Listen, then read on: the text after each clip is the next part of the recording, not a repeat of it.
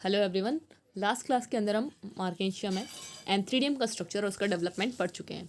आज हम पढ़ेंगे कि इनके अंदर डाइसेंस कैसे होता है एंड आर्चिगोनिया का structure and development. First of all, जैसा कि आपने एंथ्रीडियम का स्ट्रक्चर कल देखा था, तो ये एंथ्रीडियम कहाँ बनते हैं?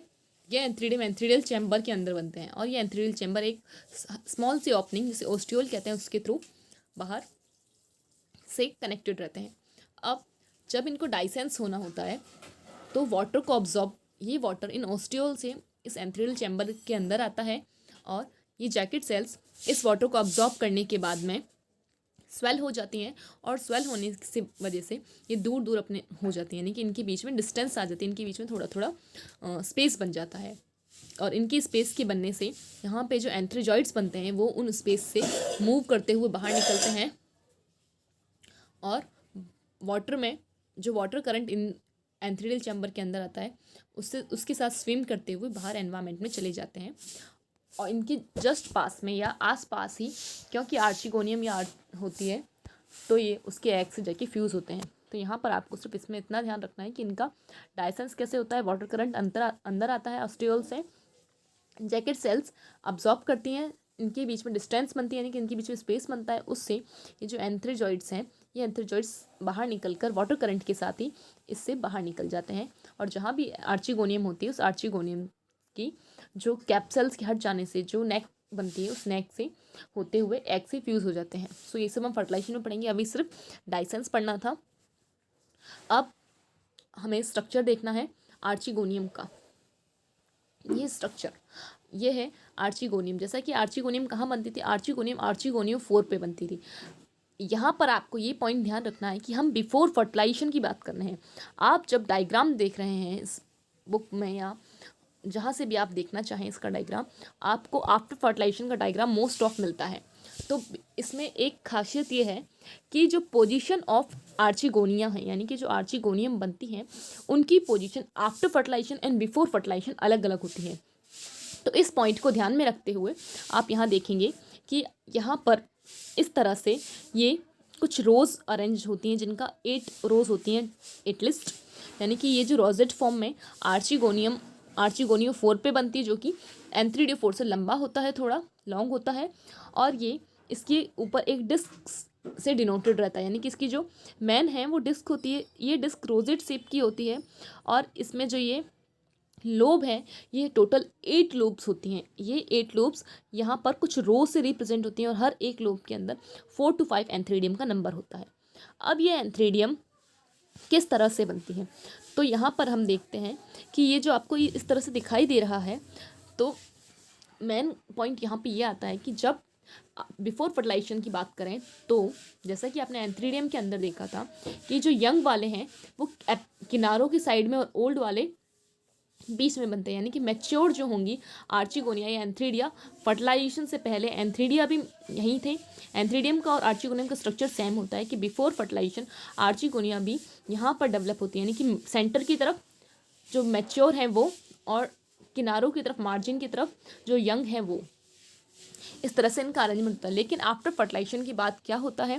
फर्टिलाइजेशन की बात यहाँ पे मैं इस पॉइंट को इसलिए समझा रही हूँ ताकि आपको दोनों में फ़र्क समझ में आए कि पहले तो फर्टिलाइजेशन से पहले एंथ्रीडियम एंड आर्चिगोनियम का स्ट्रक्चर दोनों का सेम रहता है। 8 लोब्ड कंडीशन ही होती हैं और यहाँ पर रोज में प्रेजेंट होती हैं, ये रोजेट फॉर्म में प्रेजेंट होता है। लेकिन जब फर्टिलाइजेशन हो जाता है तो एंथ्रीडियम के अंदर से तो एंथ्रोजॉइड्स निकल कर कहाँ आएंगे? इस आर्चिगोनियम के अंदर ही आएंगे, जो कि इस तरह से डिनोटेड रहती है। इसीलिए इसका जो आर्चिगोनियम 4 होता है ये थोड़ा लॉन्ग होता है और इससे नेक से अंदर होते हुए जब फ्यूज़न हो जाता है तो जाइगोट का फॉर्मेशन होता है।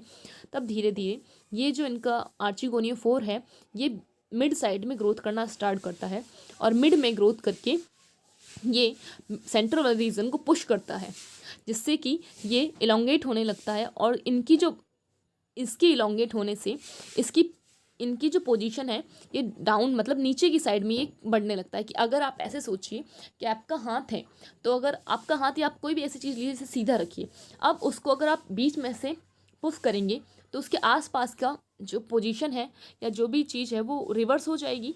तो यहाँ पर यही है कि ये जब बीच में सेंटर में इसको प्रेस किया जाता है, इस आर्चिगोनियम 4 से प्रेस करता है तो उस वजह से यहाँ पर जो इनकी पोजीशन है वो रिवर्स हो जाती है, यानी कि उल्टी हो जाती है। और उस वजह से यहाँ पे आफ्टर फर्टिलाइजेशन आपको इस तरह का स्ट्रक्चर दिखाई देता है, जिसमें जो यंग वाली हैं वो सेंटर की तरफ आ जाती हैं और जो मैच्योर वाली हैं आर्चिगोनिया वो दूर चली जाती हैं सेंटर से। तो यहाँ पर यही पॉइंट समझाना था मुझे। चलिए नेक्स्ट कि इनका डेवलपमेंट कैसे होता है। हाँ, एक चीज़ और कि यहाँ तो हमने बात कर ली, जैसा कि एंथ्रीडियो 4 था वैसे ही आर्चिगोनिया 4 भी होगा। और इस तरह से डिस्क में रिप्रेजेंट होता है, जो कि 8 लोब डिस्क होती हैं, जो कि कुछ रोज में आर्चिगोनियम का फॉर्मेशन करती हैं। एक सिंगल आर्चिगोनियम का स्ट्रक्चर देखें तो जैसा कि आपने रिक्शा के अंदर देखा था कि ये जैकेट से कवर रहती हैं, ठीक है। और अगर हम सेंटर की तरफ देखें तो इसमें कुछ 4 to 5 नेक कैनाल सेल्स होती हैं, एक वेंटर कैनाल सेल्स और एक एग सेल होती है, और 4 कैप सेल्स होती हैं। ये पूरा ही स्ट्रक्चर जैकेट से कवर रहता है। तो हम इसका डेवलपमेंट देखते हैं। अब फर्स्ट ऑफ ऑल क्या होता है कि कोई भी आर्चिगोनिया 4 की सुपरफिशियल सेल आर्चिगोनियल इनिशियल की तरफ वर्क करती है। इसे आप रिक्शा से कंपेयर करते हुए चलें, दोनों का डेवलपमेंट सेम ही है। मैं आपको बार बार कह रही हूँ, एंथ्रीडियम एंड आर्चिगोनियम का development and structure most of Riccia में और इसमें सेम ही है। तो इसमें आपको रटने की जरूरत नहीं, जो स्पेसिफिक पॉइंट है उन्हें पिकअप करते हुए चलिए। यह आर्चिगोनियम इनिशियल के अंदर एक ट्रांसवर्स डिवीजन होता है। इस ट्रांसवर्स डिवीजन होने से 2 सेल्स बनती हैं, primary archegonial cells and primary stalk cells. यानी कि एक अपर सेल बनती है और एक लोअर सेल बनती है, ठीक है। अपर सेल और लोअर सेल के बनने से ये 2 सेल स्टेज में डिफ्रेंशिएट हो जाता है। अपर वाली सेल को बोलते हैं प्राइमरी आर्चिगोनियल सेल, और लोअर वाली को बोलते हैं स्टॉक सेल। अब ये स्टॉक सेल, क्योंकि मल्टी सेलुलर स्टॉक होता है, तो स्टॉक सेल आगे क्या करेगी, स्टॉक का ही फॉर्मेशन करना है इसका, तो इसका तो फ्यूचर डिसाइडेड है, यानी कि ये स्टॉक का फॉर्मेशन करेगी प्राइमरी स्टॉक सेल। अब हम बात करते हैं प्राइमरी आर्चिगोनियल सेल पे, यानी इस पर फोकस करते हैं। तो इसके अंदर बहुत सारे डिवीजन होंगे और ये स्टॉक का फॉर्मेशन कर देगी। अब हम बात करते हैं आर्चिगोनियल सेल्स की। इसके अंदर जैसा कि मैंने आपको रिक्सिया के अंदर बताया था, 3 ऑब्लिक डिवीज़न होते हैं। 3 तिरछे डिवीज़न होने से यहाँ पर 3 सेल्स बनती हैं साइड, मतलब पेरीफेरी की तरफ 3 सेल्स बनती हैं, जिन्हें पेरीफेरल सेल, और मिडल में एक सेल बनती है जिसे एक्सियल सेल कहते हैं।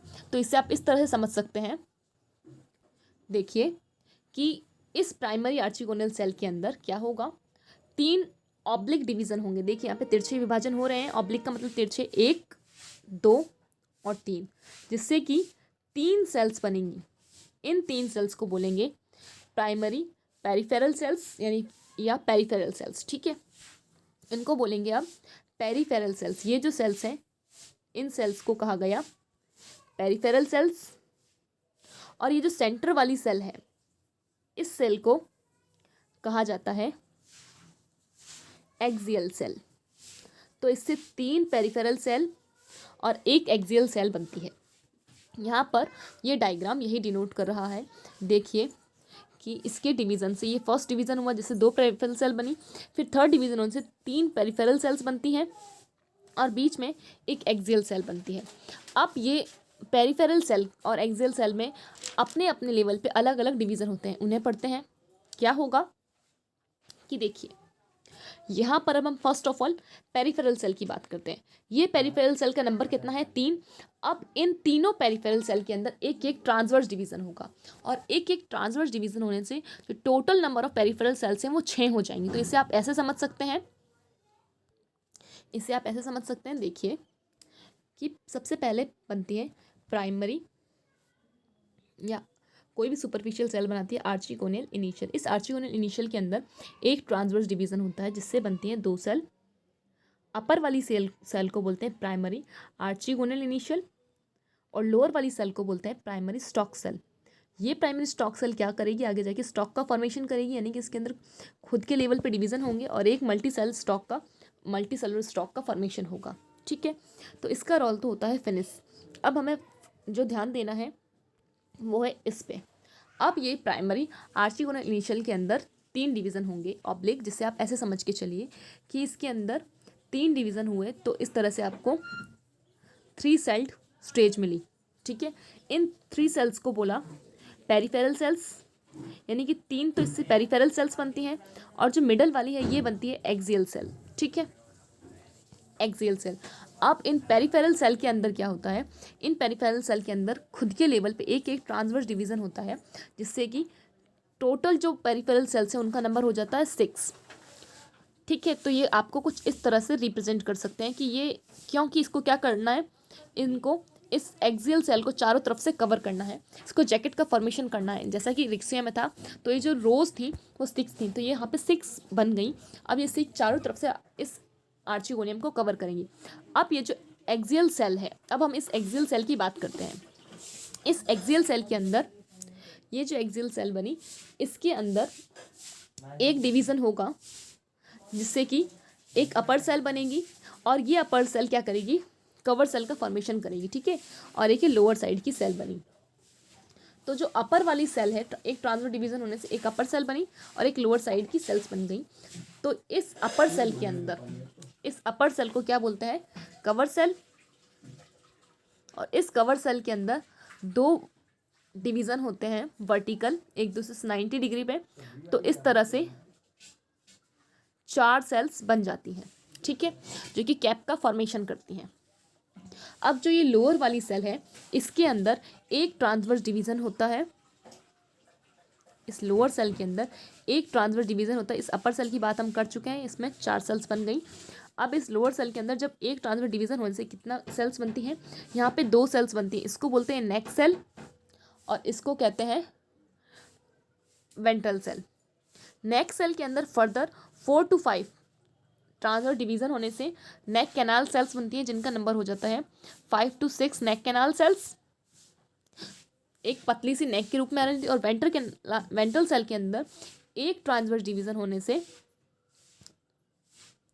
2 सेल्स बनती हैं, जिनमें से अपर वाली सेल्स को कहते हैं। तो इसको आप ऐसे समझ लीजिए कि ये वेंट्रल नेक कैनाल सेल्स इस तरह से अरेंज हो गई, इनके ऊपर एक कवर सेल हो गई, और यहाँ पर वेंट्रल सेल के अंदर 2 डिवीज़न होने से जो स्मॉलर सेल है उसको बोलते हैं वेंट्रल कैनाल सेल, और यहाँ पर एक बनता है एक लार्ज वाला, और यह है नेक कैनाल सेल, जो कि चारों तरफ 6 एंथ्रीडियम की जैकेट से कवर रहती हैं। सो इस तरह से एक आर्चिगोनियम का डेवलपमेंट कंप्लीट होता है। इसे आप डायग्राम के थ्रू भी समझ सकते हैं, ये सिर्फ आपको एक बार समझाने के लिए। तो इसे आप डायग्राम के थ्रू ऐसे समझ सकते हैं कि यहाँ पर देखिए, यही हुआ प्राइमरी स्टॉक सेल से स्टॉक बन गया। ये पेरिफेरल सेल के अंदर डिवीज़न होने से सेंटर में एक्सियल सेल और साइड्स में क्या बनी, पेरिफेरल सेल। इनके अंदर फिर से डिवीज़न होने से यहाँ पर टोटल जो सेल्स हैं वो 6 बनेंगी। ठीक है, और जो ये एक्सियल सेल है, इसके अंदर एक ट्रांसवर्स डिवीज़न होने से अपर साइड की प्राइमरी कवर सेल और लोअर साइड की सेंट्रल सेल बनेगी। ये प्राइमरी कवर सेल के अंदर फिर से डिवीज़न होगा, जिससे कि नेक इनिशियल और वेंट्रल इनिशियल बनेगी। ठीक है, नेक इनिशियल के अंदर 4 to 5 ट्रांसवर्स डिवीज़न होने से 4 to 5 नेक कैनाल सेल्स बनेंगी, और वेंट्रल इनिशियल के अंदर एक ट्रांसवर्स डिवीज़न होने से एक वेंट्रल कैनाल सेल और एक एक्सेल बनेगी। अब ये जो प्राइमरी कवर सेल है, इसके अंदर 2 वर्टिकल डिवीज़न होने से 4 सेल्स बनेंगी, कवर सेल्स। ठीक है, और ये जो नेक, यहाँ पे जो 6 बनी है पेरिफेरल सेल, ये 6 पेरिफेरल सेल अपने आप को इलोंगेट करेंगे और इनके अंदर डिवीज़न होगा, जिससे कि बाहर जो नेक को कवर करेंगी उन्हें बोलेंगे नेक कैनाल, नेक सेल्स, और जो वेंट्रल को कवर करेंगे उन्हें बोलेंगी वेंट्रल सेल्स या वेंट्रल वॉल। तो एंड में आपको इस तरह का स्ट्रक्चर दिखेगा, जो कि आर्चिगोनियम का एक डेवलप स्ट्रक्चर में आपको यहाँ पे 4 कवर सेल्स दिखेंगी, 4 to 5 नेक कैनाल सेल्स, एक वेंट्रल कैनाल सेल, एक एग सेल, जो कि स्टेराइल जैकेट से कवर रहेंगी। यहाँ पर इनका नंबर होगा 12 to 15, ये होंगी 8 से 6, और यहाँ पर ये जो 6 रोज इसको चारों तरफ से कवर करके रखेंगी। सो इस तरह से इसका डेवलपमेंट भी, यानी कि आर्चिगोनियम का डेवलपमेंट कंप्लीट होता है। तो अब हम नेक्स्ट क्लास के अंदर क्या पढ़ेंगे, हम नेक्स्ट क्लास के अंदर पढ़ेंगे कि किस तरह से ये फर्टिलाइजेशन के बाद में इनकी पोजीशन चेंज होती है। तो इसको आप सिंपल फॉर्म में, जैसा कि मैं आपको यहाँ समझा चुकी हूँ पहले भी, कि ये इनकी पोजीशन पहले ऐसे होती है कि मैच्योर वाली बीच में होती है और यंग वाली किनारों पे होती हैं। एंड जब डेवलपमेंट हो जाता है, जब यानी कि फ्यूज़न हो जाता है, तो फ्यूज़न के बाद में ये जो बीच में जो आर्चिगोनियम फोरेन है, इसे पुश करता है, जिस वजह से इसकी साइज़ बीच में इंक्रीज़ होने से ये जो इसके किनारे हैं, जो मार्जिन है, ये इस साइड मूव करने लगते हैं। ये आपको स्ट्रक्चर दिखा रहा है, इनके दोनों साइड मूव करने से आफ्टर फ्यूज़न फर्टिलाइजेशन इनकी पोजीशन कुछ नीचे मतलब ये जो अपर साइड ऊपर साइड में शो हो रही थी आर्चिगोनिया, अब ये रिवर्स हो जाती हैं, उल्टी हो जाती हैं, हैंगिंग फॉर्म में हो जाती है, लटकने लगती हैं। और अब यहाँ पर जो यंग वाली हैं वो सेंटर के पास आ जाती हैं और मेच्योर वाली यहाँ आ जाती हैं। तो इस तरह से आफ्टर फर्टिलाइजेशन आपको ये स्ट्रक्चर दिखाई देता है। तो इसको हम कल और अच्छे से डिटेल में डिस्कस करेंगे कि आफ्टर फर्टिलाइजेशन क्या होता है, फर्टिलाइजेशन और ये स्ट्रक्चर एंड देन जर्मिनेशन, ये सब हम नेक्स्ट क्लास में डिस्कस करेंगे। चलिए टिल देन लर्न करते रहिए। अभी भी कोई क्यूरी हो तो पूछ सकते हैं, मैं बार बार कह रही हूँ कंपेयर करके पढ़िए, ईजी समझ में आएगा।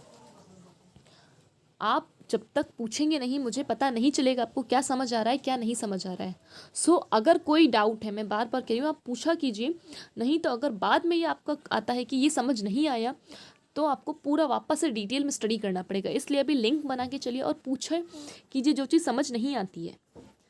चलिए टिल देन लर्न करते रहिए। Thank you.